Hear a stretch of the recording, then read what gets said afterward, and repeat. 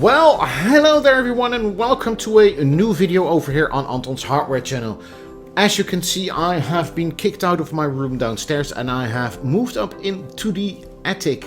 And while I am, well, in the process of buying a new desk and rearranging all my hardware and finding out where to place the camera and the microphone, I said, well, I need to make a new video because, well, I really enjoy doing that. And here is the new video, and it's about the EVGA NU sound card. A sound card that cost me 300 euros. How can a sound card be that expensive? And more importantly, is it worth the price? Let's find out in this video.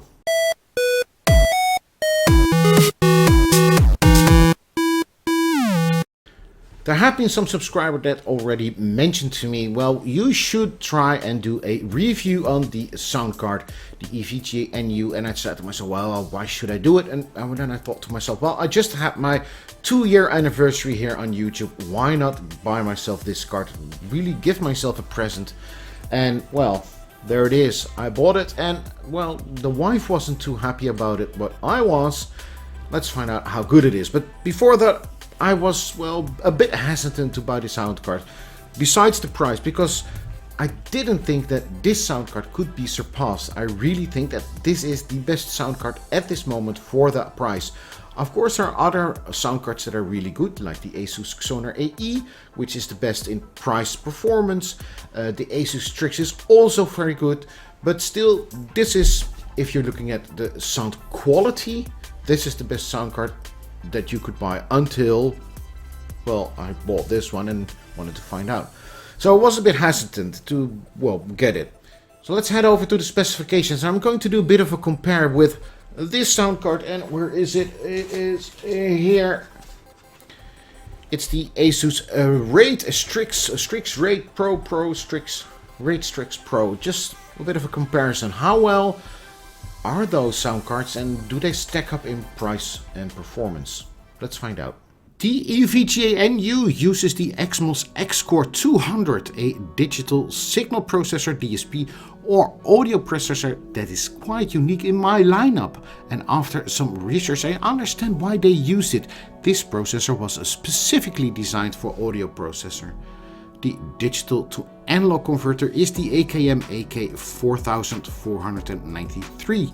Now, I've came across AKM before, and that was on the ESI Prodigy X5 and RG.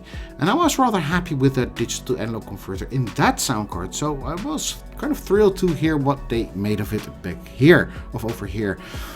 It is on top of the range. That one is the new AK4499 EQ, but it's still at the top of the list.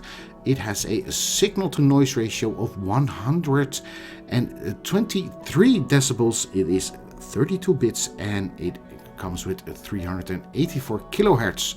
There are two other converters present. One is for the line in and the other one is for the microphone in.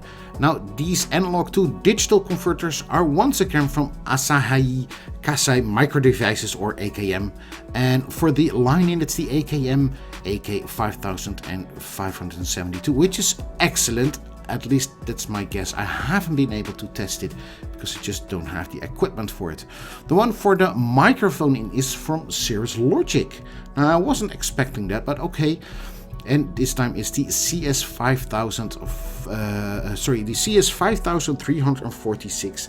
Now, the downside from this analog to digital converter is that it only works in 24 bits and not in the 32 bits the other two converters work. When we compare the EVGA NU to the Creative AE5 and the Asus Strix Raid Pro, I must say at first that I was a bit hesitant to, well, compare these sound cards to the EVGA, because they are, well, half the price of the cheapest version of the cheapest EVGA NU. But still, okay, let's head over to a bit of a comparison, because the Creative AE5 has the signal to noise ratio is 122 decibels and the EVGA only has a difference of 1 decibel, so that's, well, near the one of the two.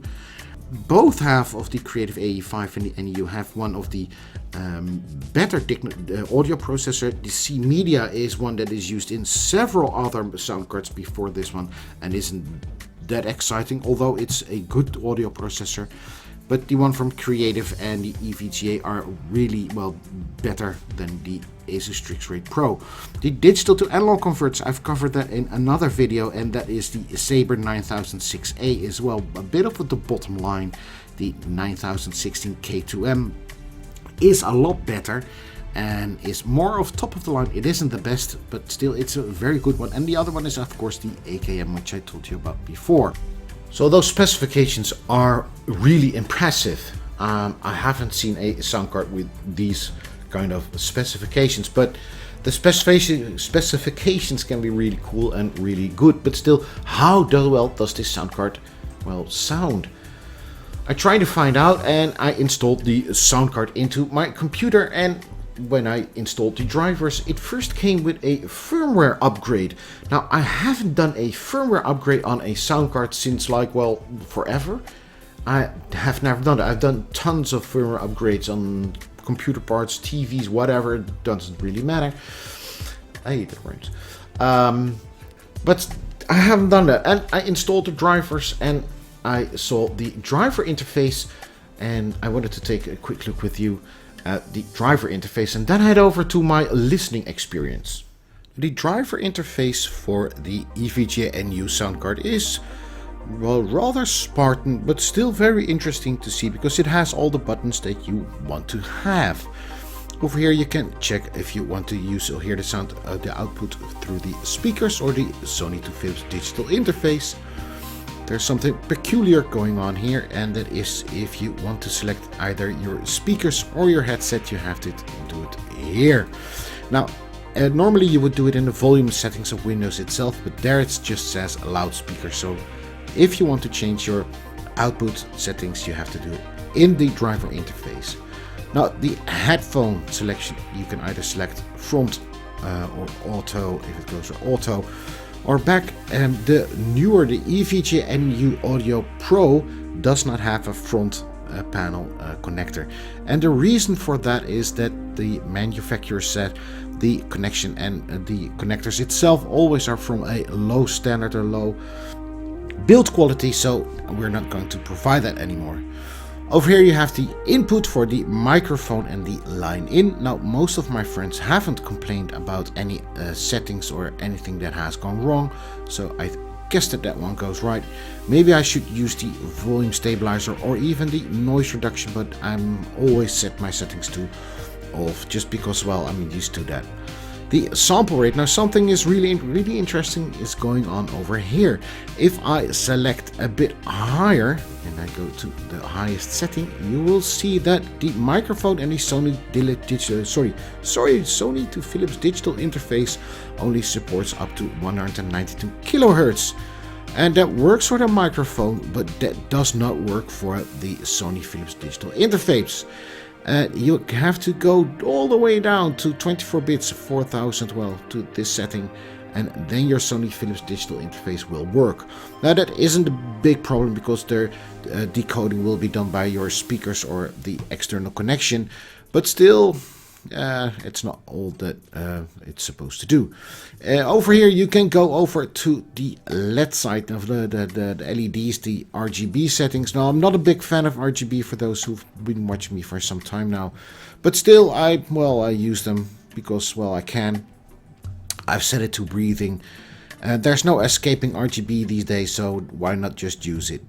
I head over back to sound, and we have another one here, and you can check it your equalizer via quick settings or advanced, but I do not use this in any way. Also, over here you have your setup where you can set your language and you can see your firmware version. Something interesting is going on here. Well, interesting.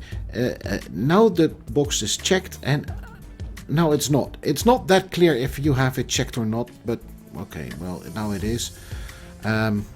Just a minor thing that they should improve on.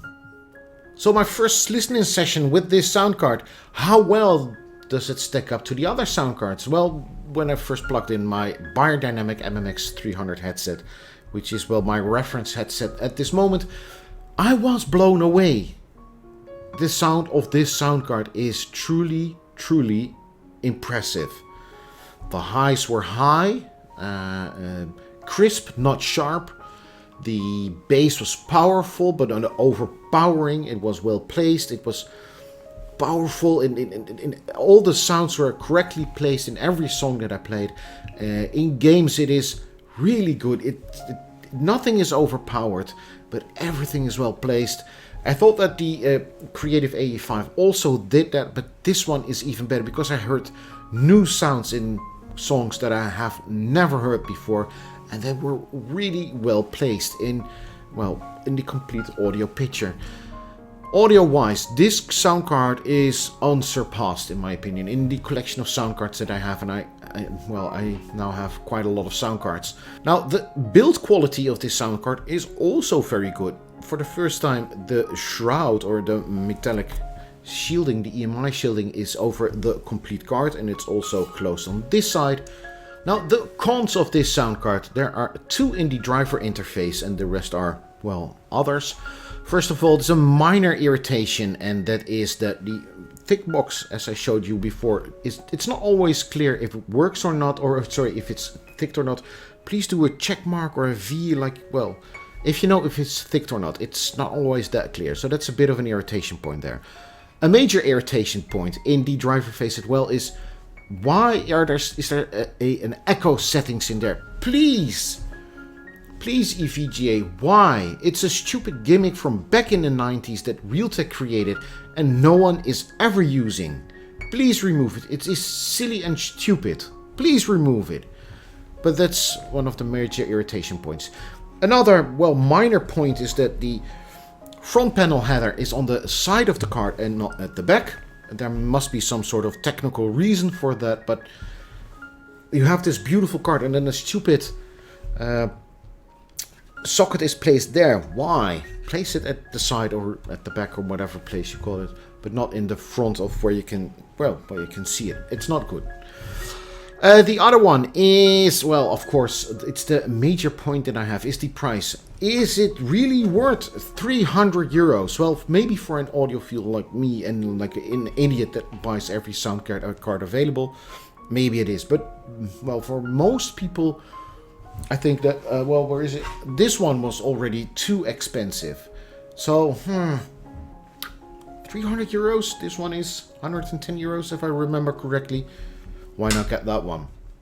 And the third one is the Sony to Philips digital interface settings. And as you can see in the video that, well, you cannot select the Sony to Philips digital interface, the SPDIF, if there are 32 bits or more, 24 bits or more selected. You even have to go down with the kilohertz all the way down to the lowest setting for SPDIF to work. And I did know that, and I don't know why that is. Maybe something setting-ish, but please work on that. I think it's a bug. So, I was thinking, should I recommend this sound card? Well, if you're an audiophile like me or an idiot that likes to collect sound cards like me, this is the best sound card that you can get. The external sound card, I must add, because I haven't, internal. Internal sound card. I haven't reviewed any external sound cards apart from, well, a bad one that came with the SteelSeries 9H. This is a really good sound card. The driver interface, although I had some complaints about it, is good and more than enough. The sound quality is unsurpassed in my humble opinion. Everything, the components they use there are really good. Everything is good about this sound card except for this, well, the minor points. And that is, well, the last major downside, and that's the price. 300 euros for a sound card is an idiotically high price for most people. So I do not recommend this sound card, even though the quality is that good. I am going to keep it though, I am going to use it. This will be my new primary sound card, but I won't recommend it. Bit strange. So, thank you for now, thank you for watching. Please leave a like, don't forget to subscribe, and I hope to see you soon in the next video. Bye bye.